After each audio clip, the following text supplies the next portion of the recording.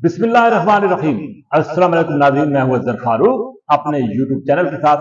इस चैनल को सब्सक्राइब करें, लाइक करें और शेयर करें। दो तीन इंतहाई अहम खबरें आपके साथ शेयर करूंगा।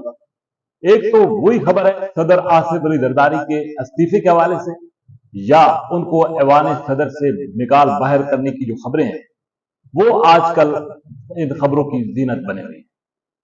सदर जरदारी इस हवाले से क्या कहते हैं, इस पर बात होगी। इसके साथ साथ बानी पीटीआई इमरान खान के दो साहबजादे पाकिस्तान आना चाहते हैं और वो पाकिस्तान आकर उस एहतजाजी तहरीक का हिस्सा बनना चाहते हैं जो कि हुकूमत के खिलाफ चलने जा रही है। लेकिन दूसरी तरफ हुकूमत के तेवर भी कोई अच्छे नहीं है।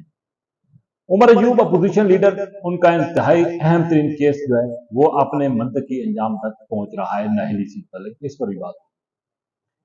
सदर आसिफ अली जरदारी के बारे में मुख्तलिफ खबरें काफी दिनों से अब तो गर्दिश कर रही है कि आसिफ अली जरदारी को ऐवान सदर से रुखसत किया जा रहा है। यह भी कहा गया कि शायद उनको इस्तीफा देने के लिए मजबूर किया जा रहा है।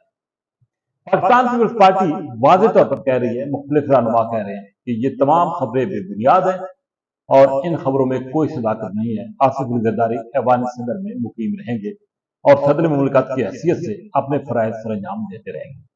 हम भी बारहा कहते रहे कि इस तरह की कोई खबर, कोई सदाकत नहीं है ऐसी खबर में, और सदर आसिफ अली जरदारी ही मुल्क की सदारत की बागडोर संभाले हुए और संभाले रखेंगे। बुनियादी वजह सबको मालूम है कि पीपल्स पार्टी के बगैर इस हुकूमत का कोई मुस्तकबिल नहीं।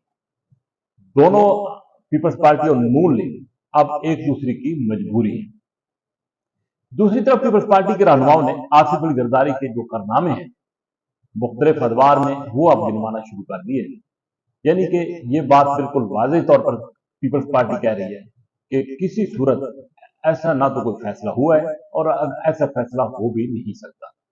हुकूमत की तरफ से भी वाज़ेह तौर पर तस्दीद आ रही है कि सदर आसिफ अली जरदारी के खिलाफ किसी किस्म की कोई साजिश नहीं हो रही और वो ऐवान सदर में मुकीम रहेंगे।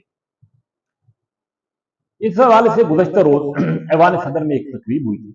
उस तकरीब में, जो कि chief justice Islamabad high court के हलफ बर्दारी की तकरीब थी, वहां पर सदर आसिफ अली जरदारी साथियों से जब मिलने आए तो उनसे ये सवाल पूछा गया।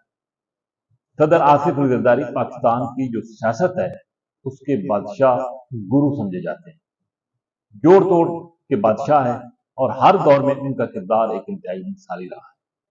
वो बात करें या ना करें, उसके पीछे भी एक बहुत बड़ी बात है। सदर जरदारी से पूछा गया कि कहा यह जा रहा है कि आप ऐवान सदर से मुस्तकिल रुखसत हो रहे हैं, यानी कि सदारत का मनसब छोड़ रहे हैं। तो सदर आसिफ अली जरदारी अपनी रवायती मुस्कुराहट उन्होंने शो की और कहा कि वो चलते बने, साथ ही कहा कि देखते हैं। यानी कि सदर आसिफ अली जरदारी ने इस सवाल को बिल्कुल संजीदा नहीं लिया, मजाक के तौर पर लिया। इसका मतलब ये है कि आसिफ अली जरदारी तक भी ये बातें सारी यकीनन पहुंची हुई हैं, लेकिन उनको असल हक़ाइक़ का इल्म है कि ऐसी कोई बात नहीं है। जैसे कि पहले मैंने कहा है कि जब तक पाकिस्तान तहरीक इंसाफ की सियासत है, इमरान खान की सियासत है, उस वक्त तक पीपल्स पार्टी और नून लीग एक दूसरे की मजबूरी है। हाँ, अगर वो उस जमात की सियासत जब खत्म हो जाएगी तो फिर ये जमातें एक दूसरे के खिलाफ नबर्द असबा हों, क्योंकि इन दोनों जमातों को मालूम है कि उस वक्त तक अगर वो एक दूसरे के से अलहदा होती हैं, जब तक पीटीआई मैदान में सियासत में है, तो उनका मुस्तकबिल कोई नहीं है, इनकी बका कोई नहीं। दावे बेशक जो मर्जी होते रहे। बहरहाल सदर जरदारी ने एक वाज़ेह पैगाम दिया कि ऐसी किसी को कोई बात नहीं है।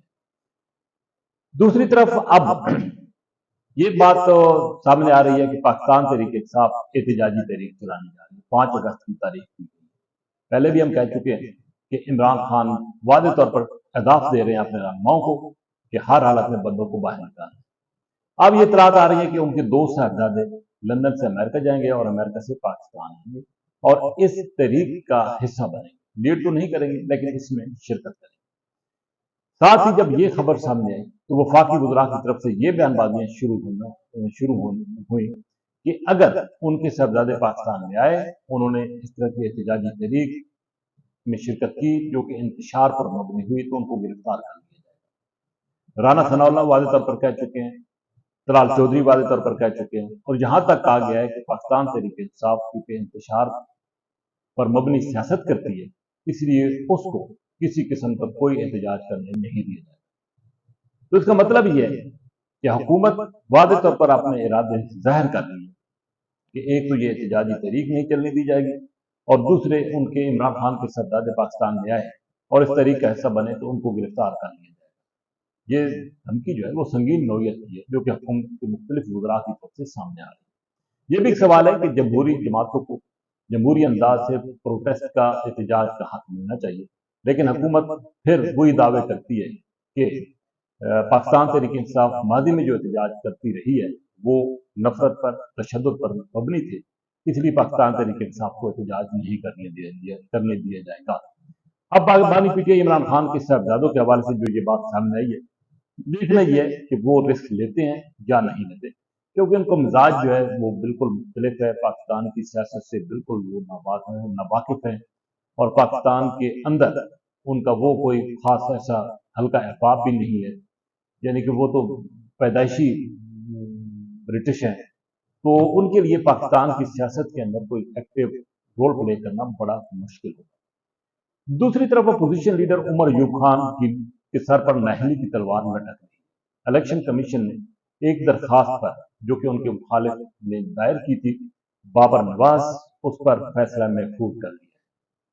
دیکھتے ہیں الیکشن کمیشن کا کیا فیصلہ آتا ہے، لیکن ایک اور تلوار جو کہ اسپیکر قومی اسمبلی نے ریفرنس کی صورت میں الیکشن کمیشن نے ایک درخواست دی ہے، وہ بھی لٹک رہی ہے عمر ایوب خان کے سر کے اوپر۔ یہ کہا جا رہا ہے کہ شاید عمر ایوب خان کو اس نشست سے ہاتھ دھونا پڑے، کیونکہ ایک نہیں تو دوسرے کیس میں عمر ایوب خان کو الیکشن کمیشن کی طرف سے نااہلی کا سامنا کرنا پڑ سکتا ہے۔ کچھ اور بھی پی ٹی آئی کے رہنما اس لائن میں لگے ہوئے ہیں، لیکن یہ کہا جا رہا ہے کہ بعد میں ان کا نمبر آئے گا، لیکن فی الوقت عمر ایوب خان کی جو نشست ہے وہ شدید خطرے سے دوچار ہے، اور اس کا ادراک خود عمر ایوب کو بھی ہے کہ ان کی نشست ان کے ہاتھ سے جا سکتی ہے۔ بہرحال دیکھتے ہیں الیکشن کمیشن محفوظ فیصلہ کیا سناتا ہے، لیکن کہنے والے یہ کہہ رہے ہیں کہ فیصلہ وہی ہوگا جو کہ نااہلی کی طرف جائے گا۔ دیکھتے ہیں کیا فیصلہ۔ اسی کے ساتھ اجازت، اللہ حافظ۔